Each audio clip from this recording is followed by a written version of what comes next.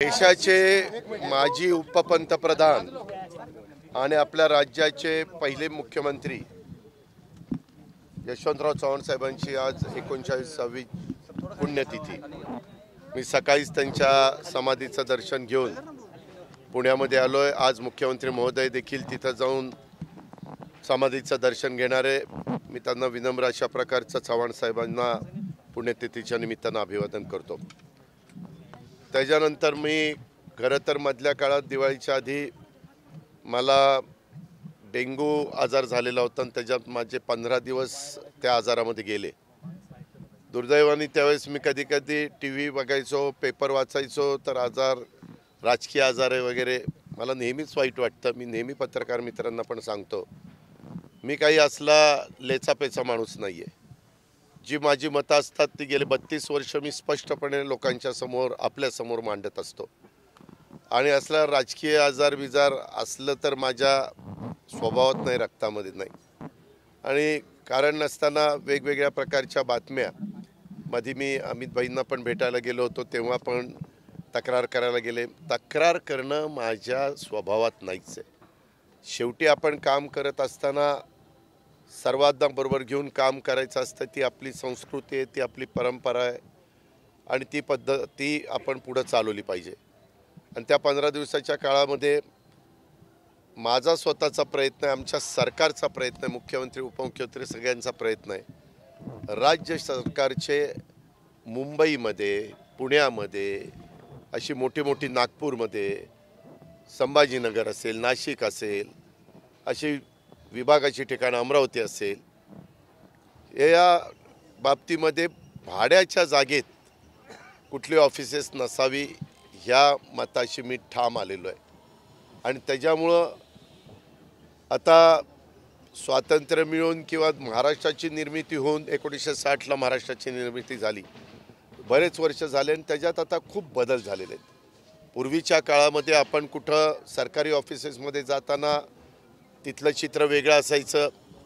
आम्ही सगळ्यांनी लक्ष घातलं आणि आपलं विभागीय कार्यालय रेव्हेन्यूचं असेल, आपलं जिल्हाधिकारी कार्यालय असेल, आपली जिल्हा परिषद असेल, आपली जिल्हा बँक असेल, आपलं प्राधिकरणातली इमारत ग्रीन बिल्डिंग जी पिंपरी चिंचवडला केलेली असेल, किंवा आता नवीन पिंपरी चिंचवडची प्रशासकीय इमारत असेल, मध्ये पुणे महानगरपालिकेची ॲडिशनलची इमारत असेल, ह्या सगळ्या गोष्टी करत असताना आपल्याला उत्तम प्रकारचे कृषी भवन, सहकार भवन, कामगार भवन, शिक्षण भवन, शालेय शिक्षण, ह्या सगळ्या इमारती देखील किंवा सारथीची इमारत किंवा इतर कुठल्याही डिपार्टमेंटच्या इमारती ह्याही चांगल्या असाव्यात आणि त्या सरकारी जागेत असाव्यात असा निश्चय आम्ही लोकांनी केला आणि त्या कामाला आम्ही लोक लागलेलो आहोत। आणि ती कामं बहुतेक सुरू झालेली आहे, काही ह्याच्यामध्ये आहेत, पाईपलाईनमध्ये आहेत की प्रोसिजर टेक्निकल सँक्शन किंवा टेंडर फायनल करणं वगैरे वगैरे। आणि ती चालू झाल्यानंतर आम्ही उद्याची 50 वर्ष डोळ्यासमोर ठेवून चांगल्या आर्किटेक्टकडनं त्याचे डिझाईन करून घेतले। तिथले ऑफिसर, मग आमचे सचिव असतील, आमचे आयुक्त असतील, आमचे कलेक्टर असतील, बाकीचे सगळे सहकारी असतील, यांनाही विश्वासात घेऊन बाबा तुमचं काय म्हणणं आहे, उद्याच्याला डिपार्टमेंटमध्ये आणखीन काही गोष्टी वाढल्या तर त्याचाही अंतर्भाव तिथं झाला पाहिजे। पार्किंग मोठ्या प्रमाणावर 2 व्हीलर 4 व्हीलर पाहिजे, सुरक्षित पाहिजे, फायरच्या दृष्टिकोनातनं ते प्रूफ पाहिजे, अशा सगळा विचार करून आम्ही ह्या इमारती बांधतोय आणि त्याचं काम जोरात सुरू आहे। सुदैवाने मुख्यमंत्र्यांनी उपमुख्यमंत्र्यांनी माझ्याकडे प्लॅनिंग अँड फायनान्स सारखी जबाबदारी दिलेली आहे। त्याच्यावर निधीची कमतरता ह्यांना कुठली कमी पडू नये आणि टाईम टेबल ठरल्याप्रमाणे इमारतींची कामं पूर्णत्वाला जावीत। आता हेच काम डिसेंबरपर्यंत करायचा सगळ्यांचा प्रयत्न आहे। दुसरं काम शालेयचं शिक्षण विभागाचं पुढच्या डिसेंबरपर्यंत करायचा प्रयत्न आहे। अशा ह्या सगळ्या गोष्टी आहेत। आता लवकरच आम्ही SP कार्यालय आमच्याकडनं राहून गेलं पुणे ग्रामीणचं, आणि एक सिपींचंही कार्यालय करणार। मी मध्ये सिपींशी बोललेलो आहे, तर त्याही संदर्भामध्ये आपल्याला ते कार्यालय चांगल्या प्रकारे करायचं आहे।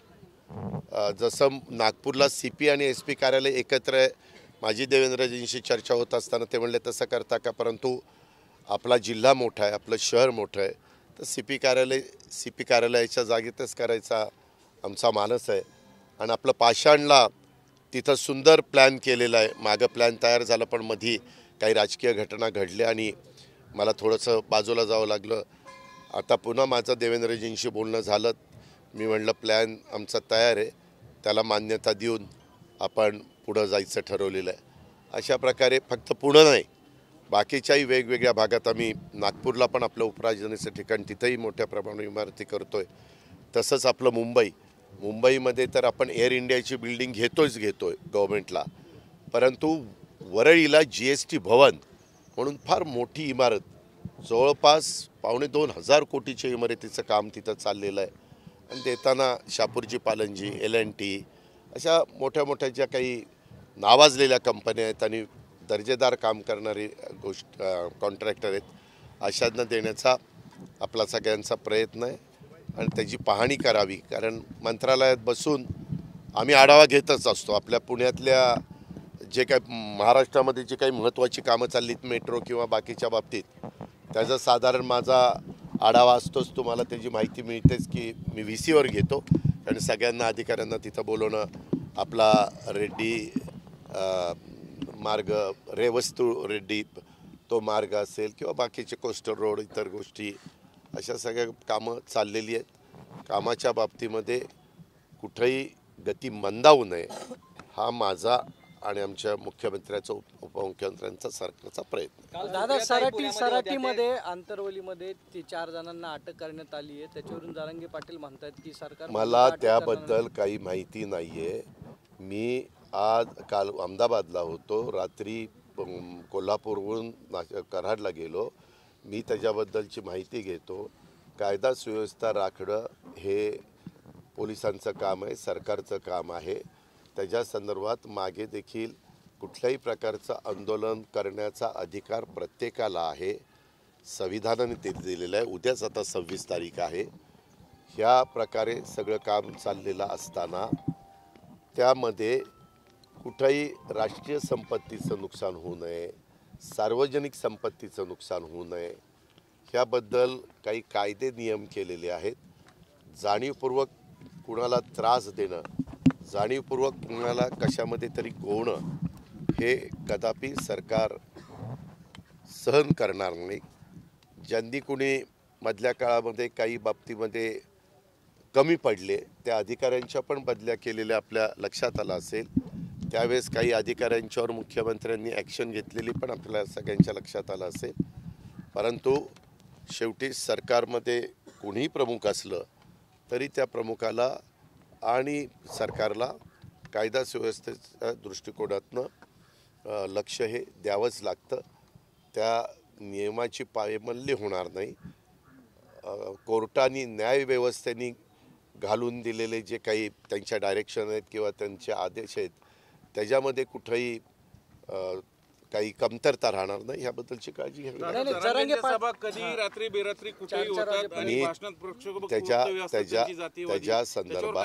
त्याच्या संदर्भामध्ये कुणीही, मी पर्टिक्युलर जरांगेंचंच फक्त नाव घेतो असं नाही, कुणीही कुठल्याही व्यक्तींनी समाजामध्ये अशा पद्धतीनं भडकाऊ भाषणं, ज्याच्यात भाषणामध्ये साधारण कसे शब्द वापरले पाहिजे सर्वांनीच, मग ते सत्तेमध्ये सत्ताधारी असो, विरोधक असो किंवा ज्यांचा राजकीय पक्षाशी कुठला संबंध नसो, एक जबाबदार नागरिक म्हणून प्रत्येकाला जो अधिकार आहे आपलं मत मांडण्याचा, तो जरूर मांडावा. आज पुण्यतिथी चव्हाण साहेबांनी आपल्याला सुसंस्कृत महाराष्ट्र कसा असू शकतो, कसा आपण घडवू शकतो आणि तशा पद्धतीनं काम करू शकतो, हे त्यांनी दाखवलं.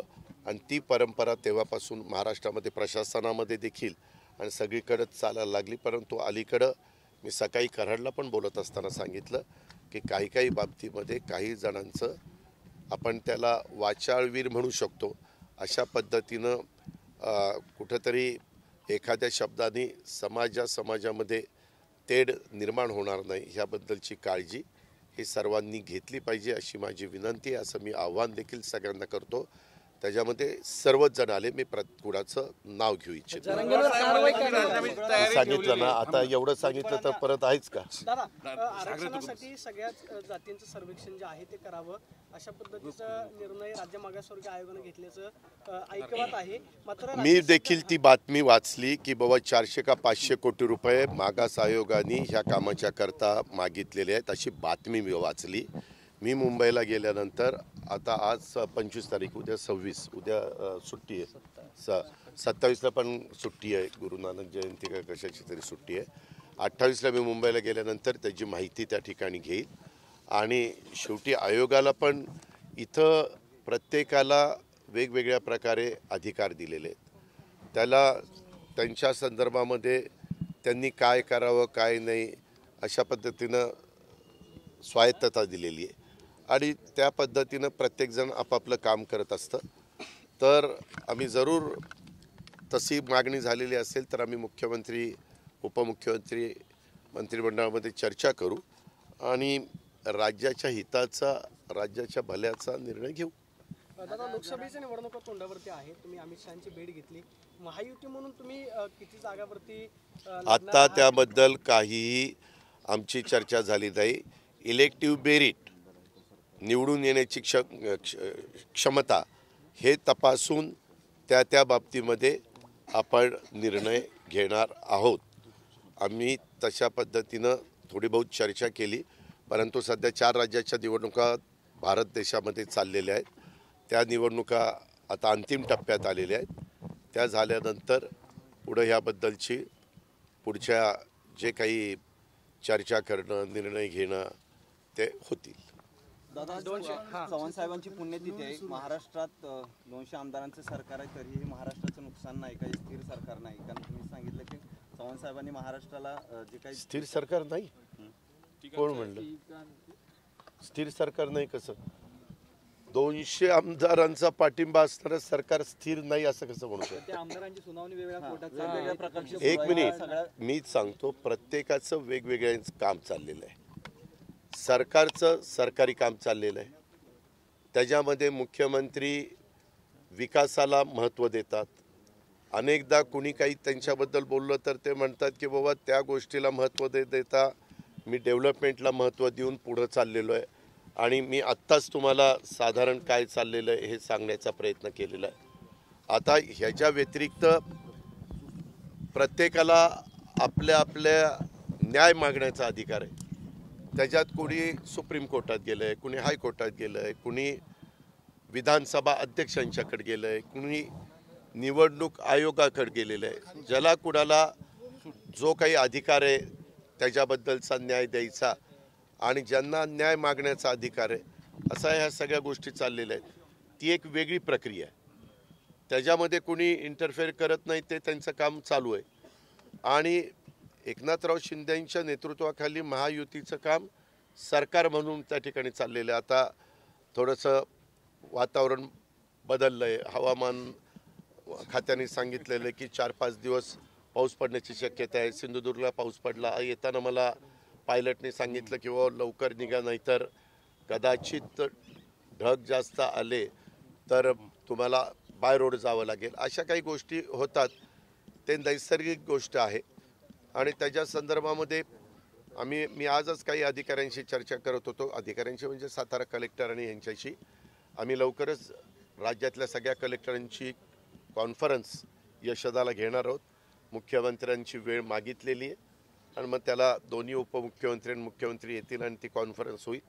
त्याच्यामध्ये पुढच्या जुलै 31पर्यंत जे पाण्याचे साठे आहेत ते पिण्याच्या करता कसे आपल्याला सुरक्षित ठेवता येतील, ते सुरक्षित ठेवून राहिलेलं पाणी बाष्पीभवनाचा विचार करून शेतीला आणि बाकीच्या कामाला कसं देता येईल अशा पद्धतीच्या सूचना ऑलरेडी सगळ्यांना कॅबिनेटमध्ये सरकार म्हणून मुख्यमंत्र्यांनी आम्ही लोकांनी दिलेले आहे.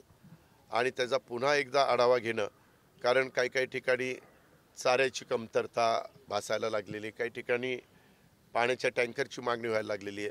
आता दुष्काळमध्ये 40 तालुक्यांमध्ये जाहीर केला.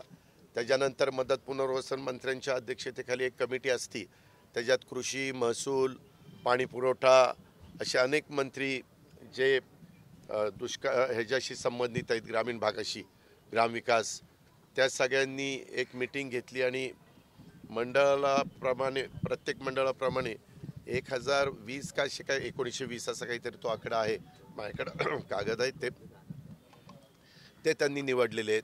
तिथं आपण दुष्काळ जाहीर, तिथं ते बाकीच्या बाबतीमध्ये दुष्काळ सदृश्य परिस्थिती आपण जाहीर केलेली आहे. दुष्काळ जाहीर झाल्यानंतर ज्या सवलती 40 तालुक्यांना मिळणार आहे तशाच प्रकारच्या सवलती ह्या सगळ्या मंडळांना देण्याच्याबद्दलचा पण निर्णय मदत पुनर्वसन मंत्र्यांच्या अध्यक्षतेखालच्या समितीनं त्या ठिकाणी घेतलेला आहे. अशा पद्धतीनं साधारण कामं चालली. दादा, जायकवाडीच्या संदर्भामध्ये जे सर्वोच्च न्यायालयानं निर्णय दिला आहे, आता मला ऐका, मी बाहेर होतो, मला जेवढं माहिती होतं मी तुम्हाला सांगण्याचा प्रयत्न केलेला आहे. धन्यवाद.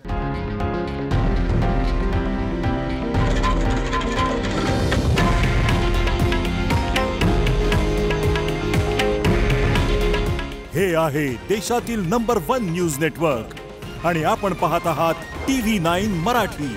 काळजी तुमची, हित महाराष्ट्राचं.